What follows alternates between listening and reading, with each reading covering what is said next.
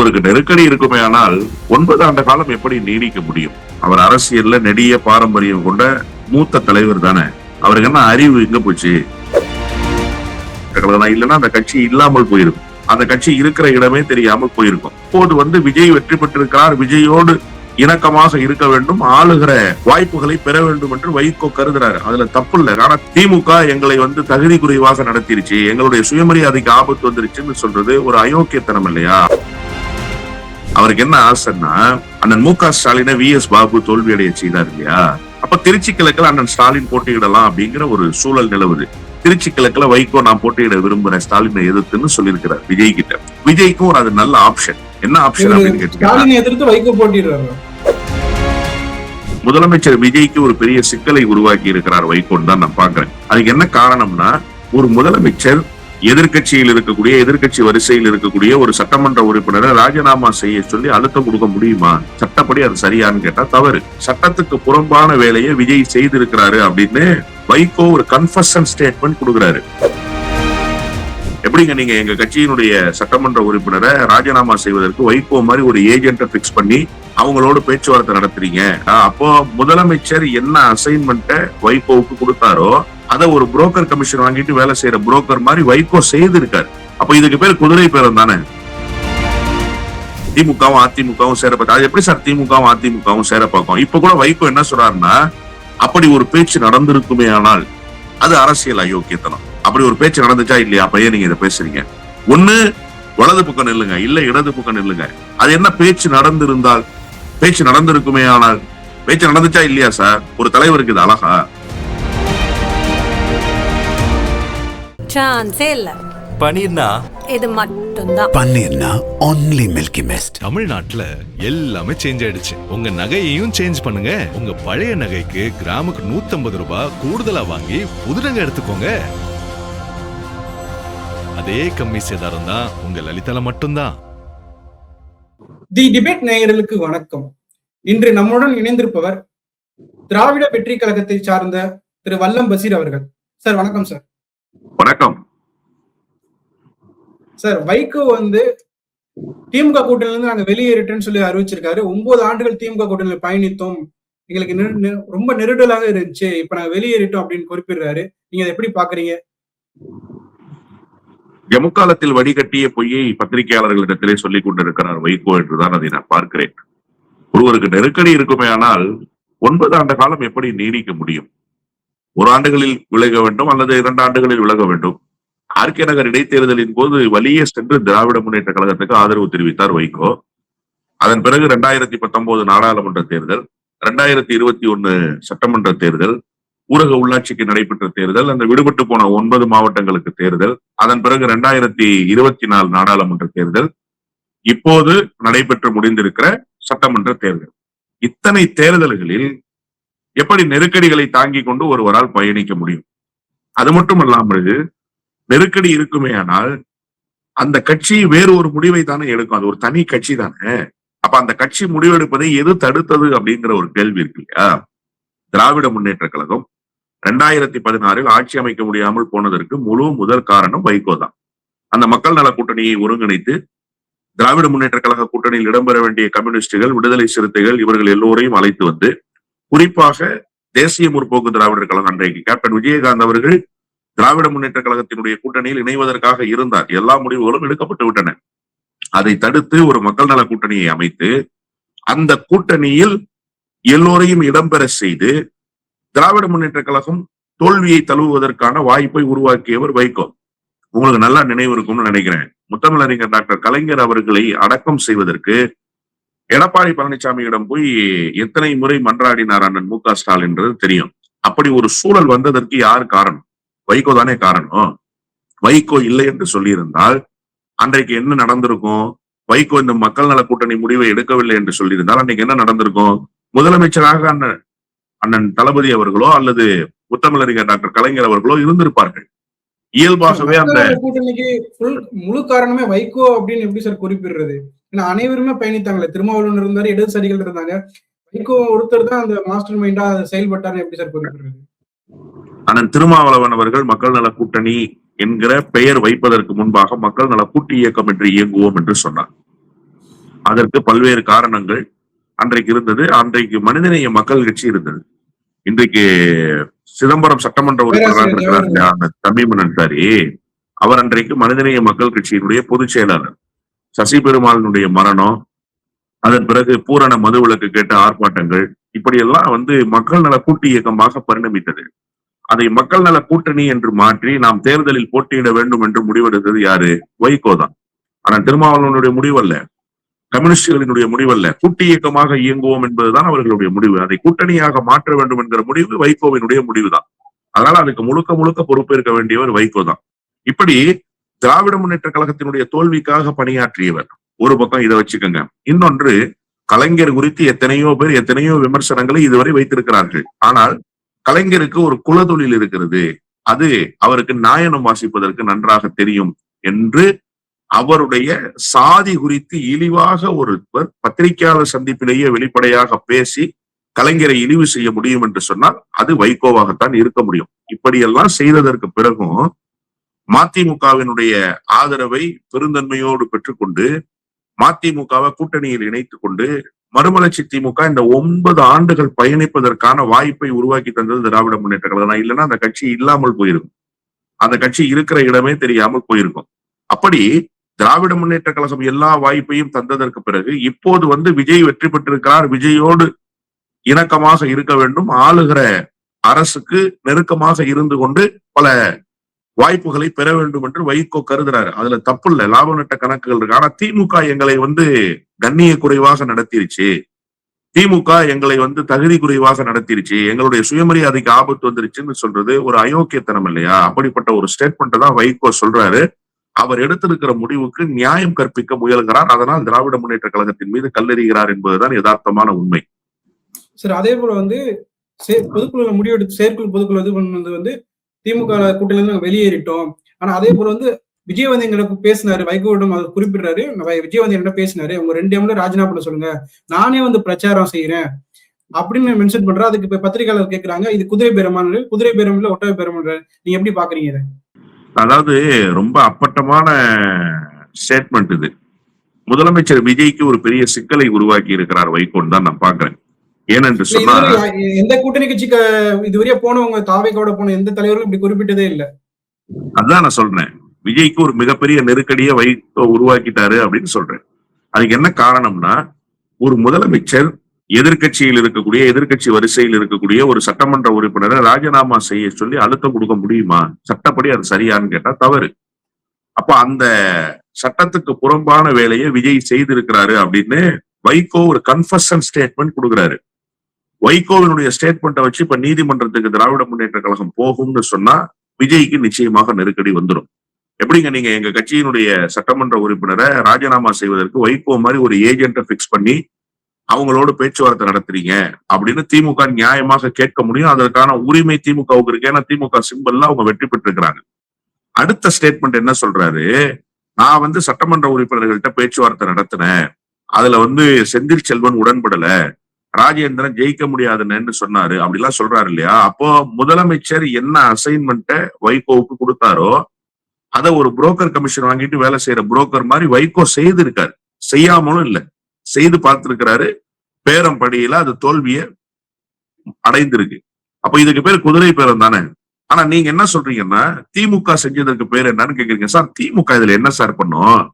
நீங்க உங்க கட்சிக்கு வாய்ப்பு கேட்கறீங்க. எம்எல்ஏ கூட்டத்துக்கே வரவிடாம தடுத்துட்டாங்க, ராஜினாமா கட்சி முடிவு எடுக்குது, திமுக தடுக்கிறாங்க, சீர்காழி எம்எல்ஏ குதிரை பேரம் நடத்துறாங்க அப்படின்னு குறிப்பிடுறாரு. நேற்றைக்கு பொதுக்குழுல அவர் பேசின உரையை நல்லா திரும்ப ஒரு தடவை நீங்க கேளுங்க.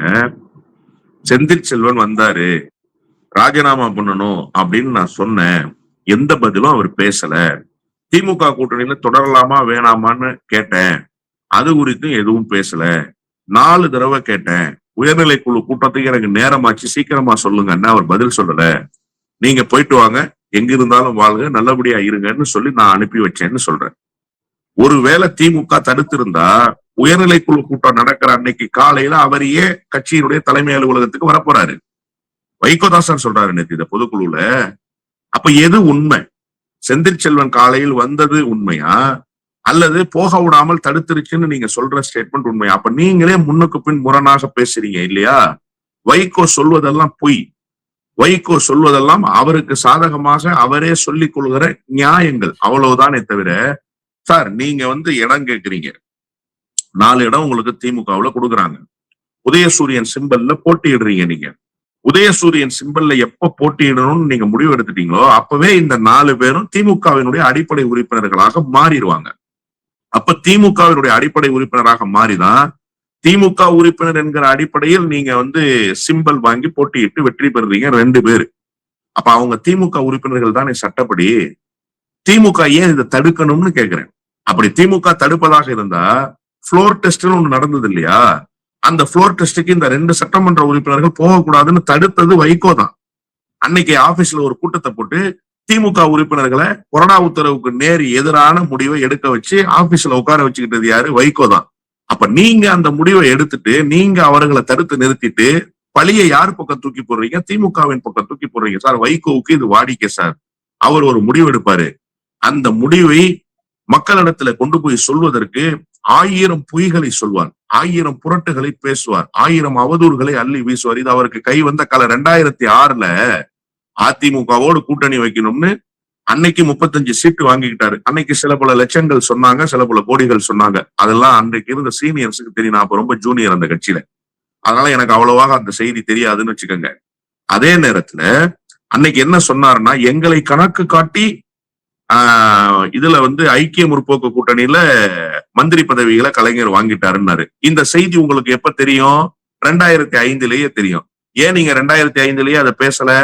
2005லயே ஏன் கலைஞர்கிட்ட நீங்க அதை கேட்கல? 2005லயே ஏன் மன்மோகன் சிங் போய் இதுக்கு அப்ஜெக்ஷன் சொல்லல? 2006 வரைக்கும் நீங்க காத்திருந்தீங்க. அப்போ இதுல இருந்து என்ன புரியுதுன்னா, உண்மையிலேயே ஒரு கட்சி தலைவருக்கு இயல்பா எப்படி கோபம் வரணும்? என்னங்க எங்களை கணக்கு காமிச்சு நீங்க மந்திரி பதவி வாங்கிருக்கீங்கன்னு வரணும்ல. அந்த கோபம் 1 வருஷம் வரைக்கும் மட்டுப்படுத்தப்பட்டிருக்குன்னா அப்ப தனக்கான வாய்ப்புக்காக காத்திருந்தாரா வைகோ அப்படிங்கிற ஒரு கேள்வி இருக்கு. இன்னொன்று, முடிவு எடுத்துட்டு இந்த மாதிரி பொய்யான செய்திகளை சொல்லி எதிர்தரப்பை பலகீனப்படுத்துறதுக்காக இவர் அம்பலப்பட்டு போவார். எதிர்தரப்பு பலகீனப்படாது. எப்பவுமே இவர் சொல்ற பொய்யினால, இவர் செய்யற காரியங்களால இவரே அம்பலப்பட்டு போறார். அப்படித்தான் இப்போது இந்த கதையை சொல்லிக் கொண்டிருக்கிறார். செந்தில் செல்வனையோ அல்லது கடையநல்லூரில் போட்டியிட்டு வெற்றி பெற்ற திமு ராஜேந்திரனையோ இதுவரை திராவிட முன்னேற்ற கழகம் அணுகி பேசியதாகவோ அல்லது திராவிட முன்னேற்ற கழகத்திலிருந்து அவர்களுக்கு எதுவும் செய்தி வந்ததாகவோ தெரியவில்லை. அவங்க இண்டிவிஜுவலா முடிவெடுக்கிறாங்க. ராஜேந்திரன் சொல்லிட்டு போறாரு, அண்ணன் ஜெயிக்க முடியாதுன்னு, ரிசைன் பண்ண வேண்டான்றாரு. அது கூட நேத்து என்ன சொல்றாரு? ஏன் தோத்து போங்களேன், அதனால என்ன கெட்டு போச்சுன்னா, தன்னுடைய தொண்டன் பதவியிலிருந்து துறவியாக நிற்பதை விரும்புகிற ஒரே தலைவர் வைகோ தான் சார். அவர் எப்படி ஒரு சரியான தலைவராக இருக்க முடியும்னு நான் கேட்கிறேன். நீங்க சொல்றீங்க எனக்கு வாய்ப்பு குறைவாக கொடுத்தாங்க திமுகன்னு சொல்றீங்க. குறைவாக கொடுத்த வாய்ப்புல நிறைவான வெற்றியை நீங்க பெற்றீங்க. விசிக 8 இடங்கள், நீங்க கிளை கழகமே இல்லைன்னு நீங்க விசிகாவுக்கு. ஆனா விசிக 2 தான் வெற்றி பெற்றது. அழிய போற கட்சின்னு தேமுதிகவை சொன்னீங்க, 10 இடங்கள் 1 தான் வெற்றி பெற்றது. ஆனா நீங்க 4 வாங்கி 2 ஜெயிச்சிருக்கீங்க. அப்ப 50 விழுக்காடு வெற்றியை நீங்க பெற்றிருக்கிறீங்க. அந்த வெற்றியை நீங்கள் தக்க வைத்துக் கொள்ளாமல் அந்த வெற்றியை தட்டி கழிக்க வேண்டும் என்று உங்களுடைய குதிரை பேரத்துக்கு உட்பட்டு நீங்கள் முடிவெடுக்கிறது எப்படி சரியா இருக்கும்னு கேட்கிறேன் நான். இந்த முடிவுல கூட இப்ப 2 எம்எல்ஏ ராஜினாமா செய்யாதனால வைகோவுக்கு எந்த லாபமும் இல்ல. ஏன்னா ராஜினாமா செஞ்சு வெற்றி பெற்றா அமைச்சரவை மாத்திக்கோ இடம் பெற்றிருக்கும், தனிச்சின்னத்துல போட்டிட்டு இருந்தா. இப்ப அவருக்கு எந்த லாபமும் இல்ல, எந்த யூஸும் இல்ல இப்ப அப்படின்றாங்க. கூட்டணி திமுக இருந்து வெளியே போனதுல. அதாவது முதல்ல இந்த 2 பேருக்கும் மீண்டும் வாய்ப்பு கிடைக்குமா போட்டியிடுவதற்கு? அது ரொம்ப முக்கியம். இவங்க என்ன பேரம் பேசிட்டாங்க அப்படின்னா, கடையநல்லூர் தொகுதியை விட்டு கொடுப்பது அப்படிங்கிற முடிவுக்கு வந்துட்டாங்க. அதற்கு பதிலாக திருச்சி கிழக்கை பெறுவது அப்படின்னு. ஏன்னா நேற்றைக்கு கூட பத்திரிகையாளர் சந்திப்புல அவர் இல்லைன்னு மறுக்கிறாரு. வைகோ எப்போது இல்லை என்கிறாரோ அப்போது அதை நோக்கி நகருகிறார்னு அர்த்தம். அவருக்கு என்ன ஆசைன்னா, அண்ணன் மு.க. ஸ்டாலினை வி.எஸ். பாபு தோல்வியடைய செய்தார் இல்லையா, அதனால வி.எஸ். பாபுக்கு இவர் தொலைபேசியில தொடர்பு கொண்டு வாழ்த்துக்கள் எல்லாம் சொன்னாரு. இப்ப திருச்சி கிழக்குல அண்ணன் மு.க. ஸ்டாலின் போட்டியிட போகிறார் என்கிற ஒரு செய்தி ஒரு ஓரமா இலையோடி கொண்டே இருக்கு.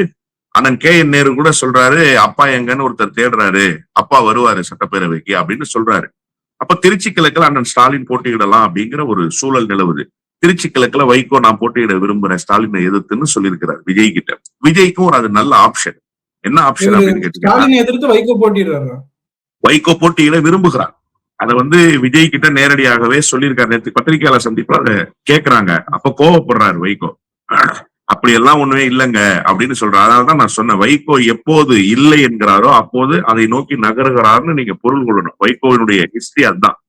வேணும்னா வேணான்னு அர்த்தம், வேணான்னா வேணும்னு அர்த்தம். அப்படிதான் பண்ணுவாரு. அந்த ஒரு திரைப்பட இது நகைச்சுவையில சொல்லுவாங்க, லெப்ட்ல இண்டிகேட்டர் போட்டு ரைட்ல கையை போட்டு ஸ்ட்ரைட்டா போவாரு அப்படிம்பாங்கல்ல, அது வைகோவுக்கு மட்டுமே பொருந்தும். அதனால திருச்சி கிழக்குல அவர் போட்டியிட விரும்புறாரு. அதற்காக கடையநல்லூரை தாரவா இருக்கணும்னு நினைக்கிறாரு. இன்னொன்று, சீர்காழியில் அவர் மீண்டும் செந்தில் செல்வனை எம்எல்ஏ ஆக்குறதுக்கு தயாராக இல்லை. ஏன்னா சீர்காழியில கட்சிக்கு பேஸே கிடையாது. ஆனாலும் செந்தில் செல்வனுக்கு வாங்கிட்டாங்க. செந்தில் செல்வன் இவருடைய கட்டுப்பாட்டில் இருப்பாருன்னு நினைச்சாங்க. அவர் வெற்றி பெற்றதற்கு பிறகு கட்சி தொண்டனுக்கு இயல்பாக அப்படி ஒரு மனநிலை இருக்கும் தானே சார். வைகோவினுடைய மகனுக்கே இருக்கிற போது கட்சியினுடைய அடிப்படை தொண்டனுக்கு இருக்காதா ஒரு எம்எல்ஏ பதவியை தக்க வச்சுக்கணும்ன்ற ஆசை. எனவே அவருக்கு அந்த எண்ணம் வந்துருச்சு. இவருடைய முடிவுக்கு நேர்மாறான முடிவை அவர் எடுக்கிறாரு. அதனால இந்த 2 தொகுதியும் விட்டு கொடுத்துடணும், விட்டு கொடுத்துட்டு திருச்சி கிழக்கு அல்லது வேறு ஒரு தொகுதி வாங்கலாம், அல்லது திருச்சி கிழக்கு 2 வாரிய தலைவர் வாங்கலாம் அப்படிங்கிற முடிவுக்கு அவங்க வர்றாங்க. ஆனால் அதை செயல்படுத்த முடியாமல் போகிறது என்பதுதான் யதார்த்தமான உண்மை. இப்ப இந்த சூழல்ல நீங்க அவங்க 2 பேரும் எப்படி குறை சொல்ல முடியும்?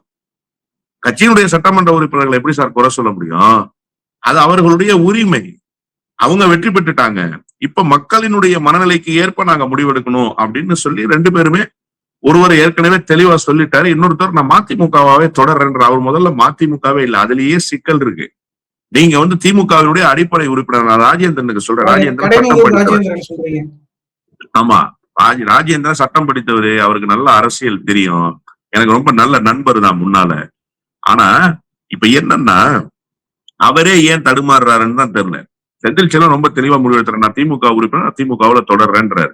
நீங்க நான் மதிமுகவே இருப்பேன் அப்படின்னா மதிமுகவா நீங்க இருக்க முடியாது சார். நீங்க மதிமுக கிடையாது. அப்படி மதிமுகவா நீங்க இருப்பேன் அப்படின்னு சொன்னீங்கன்னா அது கட்சி தாவல் தடை சட்டத்துல வந்துடும். நீங்க கட்சி தாவிட்டதாக பொருள் கொள்ளப்பட்டுரும். ஆனா நீங்க மதிமுக உறுப்பினர் கிடையாது. ஆனா இந்த 2 சட்டமன்ற உறுப்பினர்கள் எடுத்திருக்கிற முடிவு உண்மையிலேயே ஜனநாயகத்தை பாதுகாக்கிற ஒரு முடிவு, குதிரை பேரத்தை தடுத்து நிறுத்துகிற ஒரு முடிவு. அது பாராட்டத்தக்க முடிவு தான். சரி, இப்ப வைகோ அந்த முடிவு வெளியறதுக்கு இவர் சொல்ற காரணமே திமுக அதிமுக இணையத பேச்சு நடந்துச்சு, அவங்க ஒன்னா கூட்டணி. அதைத்தான் இவர் வைகோவும் குறிப்பிடுறாரு. இடதுசாரி குறிப்பிட்டாங்க, இதைத்தான் வைகோவும் குறிப்பிடுறாரு. அதற்கான எந்த ஆதாரமும் இல்லை சார். போகிற போக்கில் சொல்லப்பட்ட செய்தி தான். ஒரு முறை அண்ணா ராசா கூட சொன்னாரு, அது கீழ்நிலையில பேசப்பட்டிருக்கலாம், அப்படி ஒரு செய்தி இருந்திருக்கலாம். ஆனா ஒரு தலைவர் என்ன டிசிஷன் எடுத்தாரு அப்படின்னு தான் பார்க்கணும்னு. நீங்க அரசியல் களத்துல தொடர்ச்சியாக இயங்குகிற இயக்கங்கள் இவ்வளவு அப்பாவித்தனமாகவா இருக்கிறார்கள் என்கிற ஒரு கேள்வி இருக்கு. நான் என்ன கேட்க விரும்புறேன் அப்படின்னா, கீழ்நிலையில் அப்படி ஒரு பேச்சு இருந்திருக்கலாம். ஒரு தலைவர் அந்த முடிவு எடுத்தாரா? தலைவர் கூப்பிட்டு பேசினாரா? தலைவர் பேசி அந்த முடிவு எடுக்கலாம் அப்படின்னு ஆலோசனை கேட்டாரா? இல்ல. இன்னொன்னு, தோழர் பேபி சொன்னாரு அப்படின்னு வைகோ கோட் பண்றாரு. தோழர் பேபியே அதுக்கப்புறமா பின்வாங்குறாரு அந்த விஷயத்துல இருந்து. அதே மாதிரி இந்திய யூனியன் முஸ்லீம் லீக் தலைவர் காதர் மைதீன் சொன்னாரு அப்படின்றாரு. எங்களிடம் சொல்லப்பட்டது அப்படிங்கிறாரு. அதுக்கப்புறமா யார் சொன்னார்கள்னு அவர் இதுவரைக்கும் சொல்லல. அப்போ இது என்னன்னு கேட்டீங்கன்னா, ஒரு நரேட்டிவ் செட் பண்ற வேலை. திமுகவும் அதிமுகவும் சேர பார்க்க, அது எப்படி சார் திமுகவும் அதிமுகவும் சேர பார்க்கும்? இப்ப கூட வைகோ என்ன சொல்றாருன்னா, அப்படி ஒரு பேச்சு நடந்திருக்குமே ஆனால் அது அரசியல் அயோக்கியத்தனம். அப்படி ஒரு பேச்சு நடந்துச்சா இல்லையா? அப்ப ஏன் நீங்க இதை பேசுறீங்க? ஒண்ணு வலது பக்கம் நில்லுங்க, இல்ல இடது பக்கம் நில்லுங்க. அது என்ன பேச்சு நடந்திருந்தால்? பேச்சு நடந்திருக்குமே ஆனால் பேச்சு நடந்துச்சா இல்லையா சார்? ஒரு தலைவருக்கு இது அழகா? அந்த பேச்சு அப்படி ஒன்று நடைபெறவே இல்லை. கீழ்நிலையில் சிலருக்கு அந்த எண்ணம் இருந்திருக்கலாம். அமைச்சர்கள், முன்னாள் அமைச்சர்கள் சில பேர் விரும்பி இருக்கலாம். இந்த சி.வி. சண்முகம் மாதிரியான ஆட்கள், விஜயபாஸ்கர் மாதிரியான ஆட்கள் இப்ப விஜயோடு கூட்டு வைக்கணும் அப்படின்னு ஒரு முடிவெடுத்து 25 பேர் வந்தாங்க இல்லையா? அந்த மாதிரி சில பேருக்கு அதிமுகவுல ஆசை இருந்திருக்கலாம். திமுகவுல சில பேருக்கு அந்த ஒரு எண்ணம் இருந்திருக்கலாம். நம்ம 2 பேரும் சேர்ந்து கூட்டணி அமைச்சோம்னா தக்க வச்சுக்கலாமே பதவியா அப்படின்னு கூட நினைச்சிருக்கலாம். ஆனா ஒரு தலைவர் அந்த முடிவை எடுத்தாரா அப்படின்னு தானே பாக்கணும். இப்ப இந்த குற்றச்சாட்டை நீங்க எப்படி வைக்க முடியும்? திமுக அந்த முடிவு எடுக்கலையே. முடிவு எடுத்தா தானே. நீங்க தாவேக்காவோட போறதுன்னு முடிவெடுத்து 10 நாளா பேசுனீங்க சார். நாங்க கூட்டணியில போயிட்டோமா, எங்களை ஏன் விமர்சிக்கிறீங்கன்னு கேட்டீங்க. ஆனா இன்னைக்கு நீங்க போயிட்டீங்க. போயிட்ட பிறகு அது உறுதியாயி போச்சு. அப்ப நீங்க சொன்ன குற்றச்சாட்டு உறுதியா? இல்ல. போகிற போக்கில் காத்து வழியில் வந்த செய்தியை நீங்களும் சொல்றீங்க, அவ்வளவுதான். அதுக்கு ஆதாரமோ அப்படி செய்ததாக, அப்படி கேள்விப்பட்டதாக சொன்னவர்களோ சொன்ன செய்தி தான். அதாவது என்னன்னு கேட்டீங்கன்னா, அவர் சொன்னாருன்னு இவர் சொல்றாரு, இவர் சொன்னாருன்னு அவர் சொல்றாரு. இப்படித்தான் அந்த செய்தி இருக்கே தவிர, இடத்துல நேரடியாக மு.க. ஸ்டாலின் சொன்னார் யாராவது சொல்லுங்க, யாராவது சொல்லுங்க. அப்படி ஒருவரும் சொல்ல மாட்டார்கள். எனவே அப்படி ஒரு பேச்சுவார்த்தை நடைபெறவே இல்லை. இவர்களினுடைய முடிவுக்கு நியாயம் கற்பிப்பதற்கு திமுக அதிமுக கூட்டு சேர்வதாக ஒரு அப்பட்டமான அவதூறை அள்ளி பரப்பி கொண்டிருக்கிறார்கள். அவ்வளவுதான். அதே போல குறிப்பிடுறாரு, இடதுசாரிகள் விசிக கொடுத்த மரியாதையை மதிமுக திமுக கொடுக்கலன்றாரு. நான் தனிச்சின்னத்துல போட்டியிடுறது கொண்டு அவங்களுக்கு எல்லாம் உரிய மரியாதை கொடுத்தாங்க, விடுதலை சிறுத்தைகள் எல்லாம் கொடுத்தாங்க, எங்களை வந்து நிர்பந்திச்சாங்க அப்படின்றாங்க. இந்த வைகோ ஒரு விஷயத்தை புரிஞ்சுக்கணும். அவர் அரசியல்ல நெடிய பாரம்பரியம் கொண்ட மூத்த தலைவர் தானே. அவருக்கு என்ன அறிவு எங்க போச்சு? அந்த கட்சிகளுக்கெல்லாம் சொந்த சின்னம் இருக்கு சார். விடுதலை சிறுத்தை தன்னுடைய கட்சியை அங்கீகரிக்கப்பட்ட கட்சியாக மாற்றி கொண்டது. அவங்க சின்னம் இருக்கிறதுனால அந்த சின்னத்துல அவங்க போட்டியிடுறாங்க. நீங்க சின்னமே இல்ல. அதான் இங்க இருக்கக்கூடிய சிக்கல். இன்னொன்று, அவங்க போய் இவரை கூட்டணியில சேர்க்காதீங்க, அவரை கூட்டணியில சேர்க்காதீங்க, எங்களுக்கு வேணா குறைவான வாய்ப்பு கொடுங்க, நாங்க அதை கூட ஏத்துக்கிறோம், ஆனா இவரை நீங்க கூட்டணியில சேர்த்தக்கூடாதுன்னு சொன்னாங்களா? நாங்க மார்ச் 1ஆம் தேதி எங்கள் கட்சியினுடைய பிப்ரவரி 28ஆம் தேதி நடந்த முதல் நாள் நடந்த பொதுக்குழு கூட்டத்தில் நிறைவேற்றப்பட்ட தீர்மானத்தை எடுத்துக்கொண்டு போய் முதலமைச்சராக இருந்த அண்ணன் மு.க. ஸ்டாலின் இடத்துல கொடுக்கணும். கொடுத்து நாங்க என்ன முடிவெடுக்கிறோம்னு சொன்னா, திமுக கூட்டணியில் இணைந்து பணியாற்றுவதுன்னு முடிவெடுக்கிறோம். உங்களுக்கு என்ன பிரச்சனை? நாங்க உங்களால் நடவடிக்கை எடுக்கப்பட்டு நீக்கப்பட்டு தனி கட்சி தொடங்கிட்டோம். நாங்க தனியாக எங்களுடைய பயணத்தை மேற்கொள்றோம். எங்களுடைய பயணத்தை நாங்க மேற்கொள்றதுல நாங்க திமுக ஆதரிக்கிறதுல உங்களுக்கு என்ன சார் பிரச்சனை? நீங்க என்ன நினைக்கணும்னா, உண்மையிலேயே ஒரு நல்ல தலைவராக இருந்தா, நல்ல மனிதராக இருந்தா திமுக கூட்டணி வலுப்பெறுவதை தானே விரும்பணும். எங்களுடைய பலமும் சொற்பமான பலமாக இருந்தாலும் அது திமுகவுக்கு பயன்பெறட்டும்னு தானே நீங்க நினைக்கணும். ஆனா நீங்க வந்து நாங்க கூட்டணிக்கு வரக்கூடாதுன்னு நினைக்கிறீங்க. அதுக்காக நீங்க என்ன பண்றீங்கன்னா, அவசரமா எங்க பொதுக்குழு நடைபெறுகிற அந்த நாளில் எஸ்டிபிஐ போன்ற கட்சிகள், மனிதநேய மக்கள் கட்சி போன்ற கட்சிகள், விடுதலை சிறுத்தை போன்ற கட்சிகள் எல்லாம் கூட்டணி பேச்சுவார்த்தைக்கு அன்றைக்கு அழைக்கப்பட்டு ஒரு கொதிநிலையில இருக்கு அண்ணா அறிவாலயம். அன்னைக்கு நீங்க என்ன பண்றீங்கன்னா, போய் இது மாதிரி தீர்மானம் போட்டிருக்கிறாங்க மல்லை சத்யாவும் வல்லம் பஷீரும் சேர்ந்து, அவங்கள கூட்டணியில சேர்த்துறாதீங்க, எங்க தோழர்கள் வருத்தப்படுவாங்கன்னு போய் அன்னைக்கு முதலமைச்சருக்கு நீங்க நெருக்கடி கொடுக்குறீங்க. அப்ப நீங்க ஒரு உத்தரவாதத்தை கொடுத்துட்டு வர்றீங்க, நாங்க உதயசூரியன் சின்னத்திலே மீண்டும் போட்டியிடுறோம், அதனால நீங்க வந்து நல்ல முடிவா எடுங்க, எங்க தோழர்கள் வருத்தப்படுவாங்கன்னு நீங்க சொல்லிட்டு வரீங்க. நீங்க சொன்னதான் அண்ணன் ஸ்டாலின் செஞ்சார். எங்களை கூட்டணியில முழுமையாக அகாமடேட் பண்ணிக்கல. அதே மாதிரி நீங்க உதயசூரியன் சின்னத்துல இந்த விஷயத்துலதான் சார் ஒரு கேள்வி எழும்புது. எப்படின்னா, மதிமுக வந்து உங்களை புறந்தள்ளாரா திமுக?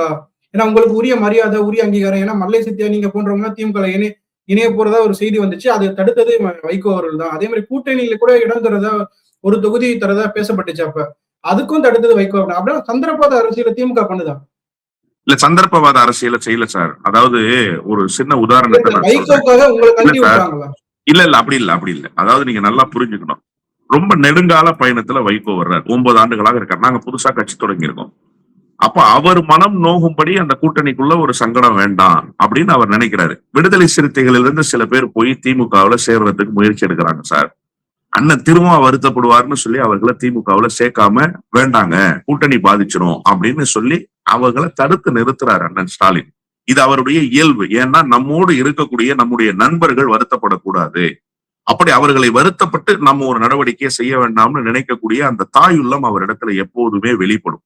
அதனால அவர் அந்த முடிவை எடுக்கிறாரு. இது ஒன்றும் சந்தர்ப்பவாதம் கிடையாது.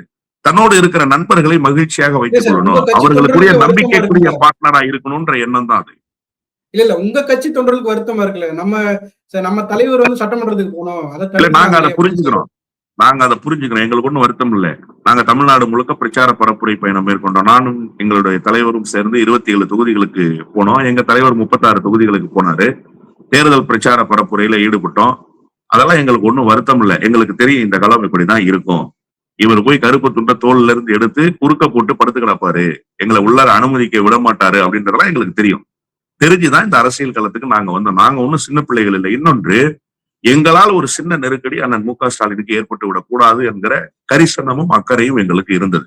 அதனால நாங்க அந்த விஷயத்துல ரொம்ப தெளிவாக இருந்தோம். எங்களுக்கு எந்த வருத்தமும் கிடையாது. ஆனா எங்க தோழர்களுக்கு ஒரு சின்ன வருத்தம் என்னன்னா, ஒரு முறையான அங்கீகாரத்தை ஒரு தொகுதியை கொடுத்து செய்திருக்கலாமே அப்படிங்கிற அந்த எண்ணம் இருந்தது என்பது உண்மைதான், மறுக்க முடியாது. நாங்க ஒன்னும் துறவிகள் இல்லையே, நாங்க ஒன்னும் செஞ்சுலுவை சங்கம் இல்லையே, அரசியல் கட்சி தானே. அதிகாரத்தை கைப்பற்றுவதற்கு தானே அரசியல் கட்சியை துவங்கி இருக்கிறோம். அதுல விட்டா வேற என்ன நோக்கம் இருக்கு?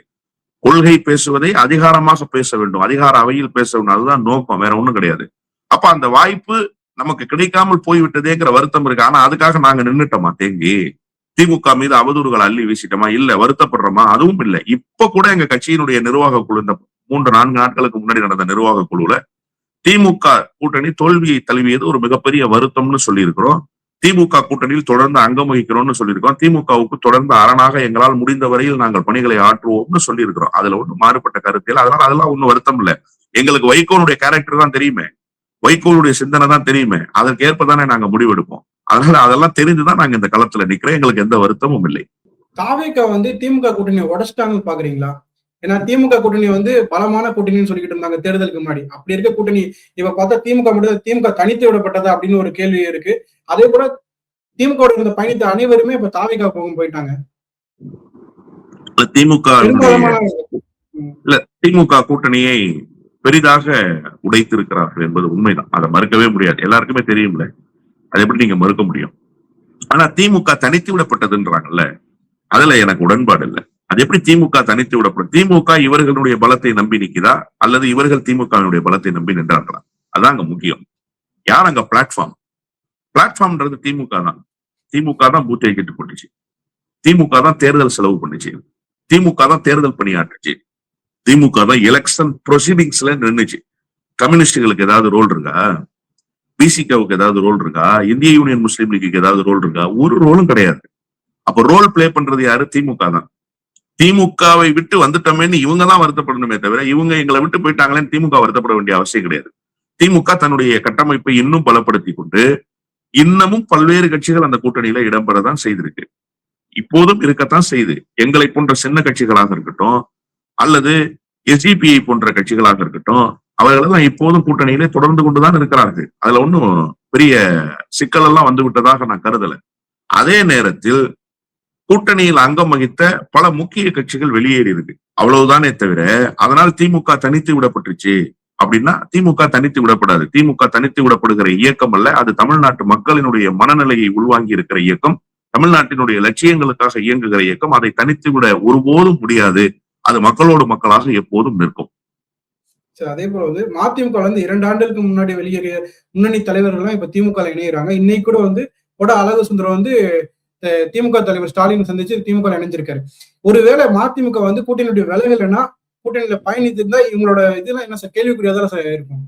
நான் ரொம்ப தெளிவா சொல்றேன்னு சார். அதாவது தனி கட்சி துவங்கி கூட்டணிக்கு ஆதரவுன்னு முடிவெடுத்த எங்களையே அண்ணன் வைகோ வருத்தப்படுவார், அதனால நீங்க வந்து கொஞ்சம் அமைதியா இருங்க, காலமும் சூழலும் வரட்டும், நீங்க இன்னும் தப்பா நினைக்க வேண்டாங்கிற அந்த மனநிலைக்கு அண்ணன் ஸ்டாலின் முடிவெடுத்து வர்றாரு அப்படின்னா, அப்ப இவங்களை வந்து சேர்க்கறதுக்கு எவ்வளவு சங்கடப்பட்டிருப்பாரு. அண்ணன் அழகு சுந்தரத்திலிருந்து புலவர் செவந்தியப்பன், டிஆர்ஆர் செங்குட்டுவன், இவங்கெல்லாம் கிட்டத்தட்ட ஒரு 3 ஆண்டுகளுக்கு முன்பாகவே கடிதம் அனுப்புறாங்க அண்ணா அறிவாலயத்துக்கு, நாங்க வந்து சேர விரும்புறோம் அப்படின்னு சொல்லி.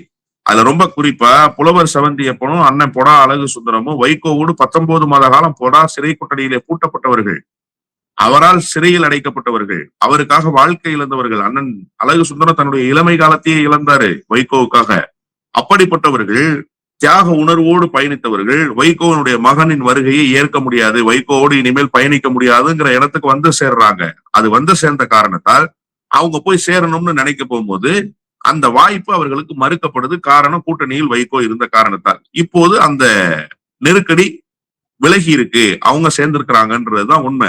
நிச்சயமாக வைகோ இருந்திருப்பாரே ஆனால் இவர்களை சேர்த்திருக்க முடியாது. திமுக என்ன ரொம்ப கன்சர்னா இருந்துச்சு, அதனால்தான் நான் சொன்னேன், காங்கிரஸ் கட்சியிலிருந்து பலரும் சேர விரும்பினாங்க சார். எனக்கு பேர்லாம் தெரியும் சார், நான் சொல்ல விரும்பல சார். இனி வரக்கூடிய காலத்தில் அவர்கள் சேருவார்கள். அலீம் புகாரி வந்து சேரலையா? எப்படி வந்து சேர்ந்தாரு? அவரை இப்ப காங்கிரஸ் கூட்டணியிலிருந்து வெளியேறியதால் சேர்த்துக் கொண்டார்கள். இல்லைன்னா சேர்த்திருப்பாங்களா? கண்டிப்பா சேர்க்க மாட்டாங்க. இன்னும் சிலர் காங்கிரஸிலிருந்து இதற்கு முன்பே வருவதற்கு தயாராக இருந்தார்கள். ஒரு மாநகராட்சி கவுன்சிலர் எனக்கு தெரிய ரொம்ப வேண்டிய நண்பர் எனக்கு, அவர் சேருவதற்கு தயாராக இருந்தார். அண்ணன் ஸ்டாலினே நேரடியாக அண்ணா அறிவாலயத்துல கூப்பிட்டு அவர்கிட்ட சொன்னார், வேண்டாம், தப்பா போயிடும், அது காங்கிரஸ் கட்சிக்கு நெருக்கடியை உண்டாக்கும், வேண்டாம், கொஞ்சம் பொறுமையா இருங்க அப்படின்னு சொல்லிட்டார். இப்படித்தான் திமுக கரிசனத்தோடு நடந்து கொண்டது. எனவே இப்போது நடந்திருப்பது என்பது அவர்களை எவ்வளவு நாளைக்கு காக்க வைக்க முடியும்? நீங்க தான் போயிட்டீங்க, அதுக்காக என்ன திமுக வந்து தியாக உணர்வோடு இப்பவும் வைகோ கோச்சுக்குவார்னு இருக்க முடியுமா? அதனால வைகோ இருந்திருந்தால் இது நடந்திருக்காது, வைகோ போனதால் இது நடந்திருக்கிறது, அவ்வளவுதான். இது யதார்த்தமான உண்மை, இதை யாரும் மறுக்க முடியாது. சார், உங்களை போன்றவங்க மதிமுக வெளியேறினவங்க எல்லாரும் ஒரு குற்றம் சொல்ல, மகன் திமுக, மகன் மதிமுக அப்படின்னு தான் குறிப்பிடுறீங்க. துரை வைகோ கண்ட்ரோல்ல தான் இருக்கு. ஆனா பொதுக்குழு வந்து இவர் துரை வைகோ பங்கேற்கவே இல்லையே சார். நான் என்ன கேட்கிறேன்னா, கட்சியினுடைய முதன்மை செயலாளர், நாடாளுமன்ற உறுப்பினர், நிர்வாக குழுவுக்கும் வரல, பொதுக்குழுவுக்கும் வரல. இப்ப இதுவே இந்த இடத்துல கட்சியினுடைய வேற ஒரு நிர்வாகி இருக்கிறார்னு வச்சுக்கோங்க, கட்சி என்ன செய்யும்? விட்டுருமா? அப்படியே இது அப்படியே எளிதா கடந்துருமா? நேற்றுக்கு சொல்றாரு எங்க சொந்தக்காரங்களுக்கு உடம்பு சரியில்லை, அவங்கள பாக்கிறதுக்கு போயிருக்காரு. இப்ப ஏன் சொந்தக்காரங்களுக்கு உடம்பு சரியில்லை, நான் முதன்மை செயலாளரு, நான் வரலன்னு சொன்னா விட்டுருவாரா வைகோ? அப்ப இதுல இருந்தே புரியலையா கட்சி யாரு கட்டுப்பாட்டுல இருக்குன்னு?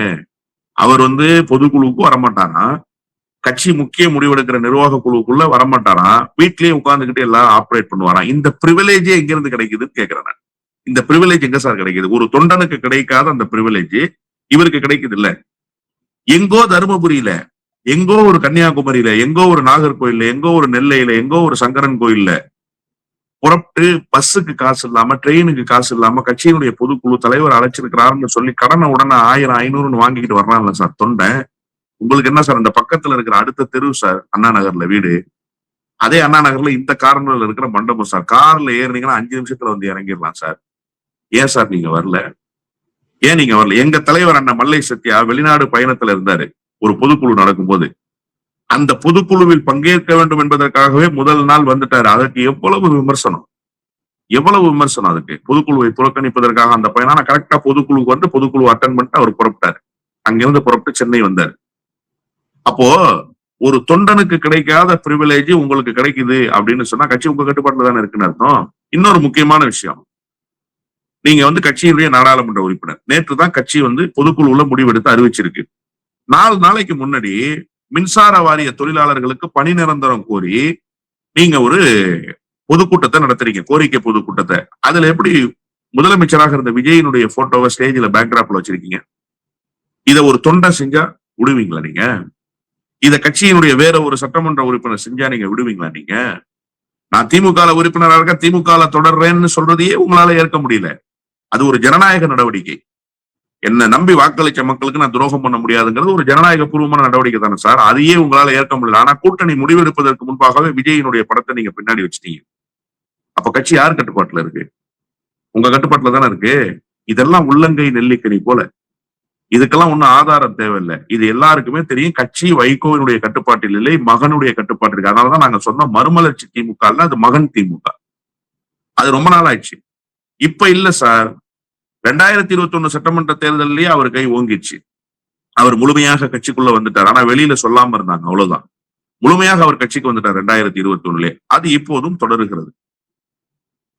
திமுக தரப்புல அதான் குறிப்பிடுறாங்க, நீ 2027 தனிச்சின்னத்திலே போட்டிட்டு இருக்கலாம்ல, எதுக்கு உதயசூரியன் சின்னத்துல ஓகேன்னு சொன்னீங்க அப்படின்னு தான் அவங்க திமுக தரப்புல குறிப்பிடுறாங்க. சார் 2019 அண்ணன் கணேசமூர்த்தி உதயசூரியன் சின்னத்துல தான் சார் நின்னாரு. அந்த முடிவை யாரு சார் எடுத்தது? எல்லா முடிவையும் வைகோ தான் சார் எடுப்பாரு. வைகோவை மீறி எல்லாம் யாரும் முடிவெடுக்க மாட்டாங்க சார் கூட்டணி விவகாரத்துல. அதாவது நான் சொல்றது கூட்டணியினுடைய தலைமை, அதிமுக தலைமை 2009 தேர்தல் செலவுகளுக்கு, அடிப்படை செலவுகளுக்கு பணம் கொடுக்கணும்னு முடிவு பண்றாங்க. தஞ்சாவூர்ல துரை பாலகிருஷ்ணன் போட்டியிடுறாரு, மறைந்த துரை பாலகிருஷ்ணன். அன்னைக்கு அவர் துணை பொதுச் செயலாளர். அவருக்கு நேரடியாக கொடுத்து அனுப்பப்பட்ட பணத்தை வாங்கக்கூடாதுன்னு சொல்லிட்டார். வாங்கக்கூடாதுன்னு சொல்லி திருப்பி அனுப்ப சொல்லிட்டார். திருப்பி அனுப்பிட்டு 2 நாளா அந்த பணம் வாங்காம அதிமுக தேர்தல் வேலை செய்யாம, கூட்டணி கட்சிகள் தேர்தல் வேலை செய்ய முடியாம, பாட்டாளி மக்கள் கட்சி அங்கேயும் இங்கேயும் அல்லாடுறாங்க. பிரச்சனையா இருக்கு. அடிப்படை செலவுகளுக்கு பணம் கொடுக்க முடியல, தொண்டனுக்கு டீசல் போட்டுக்கிறதுக்கு காசு கொடுக்க முடியல, மதிய சாப்பாடு வாங்கி போட முடியல. அப்ப அந்த முடிவை எடுத்தது யாரு? வைகோ தான். ஆனா என்ன தெரியுமா பண்ணிட்டாரு? காசை பாலகிருஷ்ணன் வாங்கிட்டு செலவு பண்ணாம வீட்டுக்கு போயிட்டாருன்னு கிளப்பிட்டாரு. இந்த வேலையெல்லாம் செய்வார், இந்த நாளாந்தர வேலையெல்லாம் செய்வார் வைகோ. கடந்த காலத்துல இப்படி நிறைய வேலைகளை செய்திருக்காரு. அப்படி எல்லா முடிவையும் வைகோ தான் எடுப்பாரு. ஆனா என்ன சொல்லுவாருன்னு கேட்டீங்கன்னா, கூட்டணி கட்சி அப்படி ஒரு முடிவு எடுத்துச்சு, என்னால அழுத்தத்தை தாங்க முடியல. அப்படி ஏன் சார் அழுத்தத்தை தாங்கிட்டு இருந்தீங்க? நீங்க திமுக கூட்டணிக்கு வந்த நாளில இருந்து இந்த நொடி வரை திமுகவினுடைய சின்னத்துல தான் போட்டிட்டு இருக்கீங்க. 2019 உதயசூரியன் சின்னம் தான், 2021 உதயசூரியன் சின்னம் தான். 2024 உங்க மகன் நாளைக்கு கட்சியினுடைய அடுத்த கட்டத்துக்கு வரணுங்கிறதுக்காக அந்த தனிச்சின்னம் குறித்த முடிவு, அவ்வளவுதான். அது உங்களுடைய சுயநலம் கருதி எடுக்கப்பட்ட முடியும். அது எப்படி சார் அதை மட்டும் திமுக ஏத்துக்கிச்சு? 2021 ஏத்துக்கல, 2019 ஏத்துக்கல, 2026 ஏத்துக்கல? சொல்லுங்க நீங்க. திமுக அழுத்தம் கொடுப்பதாக இருந்தா 2024 மட்டும் எப்படி ஒத்துக்கிட்டாங்க? ஏன் 2026? எனக்கு ரொம்ப அழுத்தம் கொடுத்தாங்க, அப்படி இருந்தா நான் நிக்கிறேன் அப்படின்னு அழுதுகிட்டுல பேசினாரு அவரு. இல்ல, நல்லா கவனிச்சு பாருங்க. கட்சியினுடைய தொண்டர்கள் கொடுத்த அழுத்தம் அது. கீழ்நிலையில புது சின்னம் இன்னும் வரல, தேர்தல் பணியை வேகமா ஆற்ற வேண்டிய கட்டாயம் ஒண்ணு இருக்கு. நல்லா ஜெயிக்கக்கூடிய தொகுதி, லீடிங் அதிகமா வரக்கூடிய தொகுதி, அந்த இடத்துல ஜெயிக்க முடியும். அதனால அவங்க அப்படி ஒரு முடிவை எடுக்கிறாங்க. முடிவை எடுங்கன்னு சொல்றாங்க. அவங்களுக்குள்ள ஒரு முடிவு எடுத்து அதை எடுங்கன்னு சொல்றாங்க. அது தொண்டர்களுடைய மனநிலை தானே. அது எப்படி ஒரு தலைமையினுடைய முடிவாக இருக்க முடியும்? கட்சியினுடைய தலைமை சொல்லிச்சா? ஏன் டென்ஷன் ஆவறீங்கன்னு அண்ணன் ரகுபதி கேட்டாரு. டென்ஷன் குடுக்குறீங்கன்னு அப்படின்னாரு. அண்ணன் ரகுபதி சொன்னார், நாங்க ஒண்ணும் கொடுக்கலங்க, தொண்டர்கள் விரும்புறாங்க, அவ்வளவுதான், அது ஒண்ணும் பிரச்சனை இல்லை, கடந்து போங்கன்னு சொன்னார் அந்த மேடையிலேயே. அண்ணன் KN நேரு ரொம்ப எமோஷனல் ஆகாதீங்க, விடுங்க, அதெல்லாம் பாத்துக்கலாம்னு சொன்னாரு. அவங்க தானே கட்சியினுடைய நிர்வாகிகள். தொண்டனுடைய மனநிலையில இருக்கிறத நீங்க எப்படி கட்சி கொடுத்த அழுத்தம்னு சொல்ல முடியும்? திமுகவுடைய கிளை செயலாளர் சொல்ற செய்தி தான் திமுகவுடைய தலைவர் சொல்ல செய்தியா? அப்படி நீங்க எடுத்துக்குவீங்களா? அப்படின்னா உங்களுக்கு என்ன அரசியல் புரிதல் இருக்குங்கிற கேள்வி வந்துரும்ல. எனவே திமுக எந்த அழுத்தத்தையும் கொடுக்கல. நீங்க தனிச்சின்னம்னு கேட்டீங்க, ஓகே போட்டிட்டு இருக்காங்கன்னு சொல்லி உங்களுக்கு கொடுத்து அனுப்பிச்சிட்டாங்க, அவ்வளவுதான். இதை விட இன்னொரு கூடுதலான செய்தி என்ன தெரியுமா? உங்களுக்கு தான் முதல்ல பிரச்சாரத்தை துவங்கினார். உங்க தொகுதியில தான் தொடங்கினார் அண்ணன் MK ஸ்டாலின் 2024 உங்களை ஆதரிச்சுதான். அப்படி ஒரு வாய்ப்பையும் உங்களுக்கு தந்தார். 4 அமைச்சர்களையும் அனுப்பிச்சு CV மெய்யநாதன், ரகுபதி, அன்பில் மகேஷ், KN நேரு 4 அமைச்சர்களையும் அனுப்பிச்சு உங்களுக்கு பணியாற்ற வச்சார். உங்களுடைய வெற்றி ரொம்ப முக்கியம்னு நினைச்சாரு. ஆனா நீங்க இன்னைக்கு சேற்றை வாரி இருக்கிறீர்கள். தமிழ்நாட்டு மக்கள் பார்த்து கொண்டிருக்கிறார்கள், அவ்வளவுதான். பொறுத்திருந்து பார்ப்போம் சார். பல தகவல்களை பயணித்ததுக்கு ரொம்ப நன்றி சார். நன்றி.